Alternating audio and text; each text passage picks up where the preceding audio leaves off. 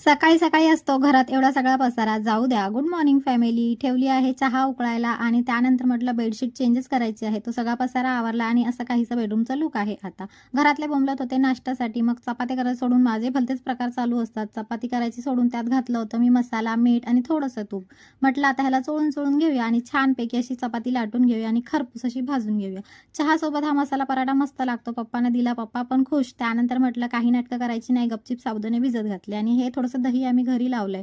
मग म्हटलं बाकीची कामं आवरून घेऊया. मम्मी जेवण बनवते आणि नंतर झाली होती मी रेडी. सचिन होता म्हणून थोडंसं त्याला सतवलं आणि त्याने आणलं होतं माझ्यासाठी हे छान असं गिफ्ट. कसं वाटतंय मला कमेंटमध्ये नक्की सांगा.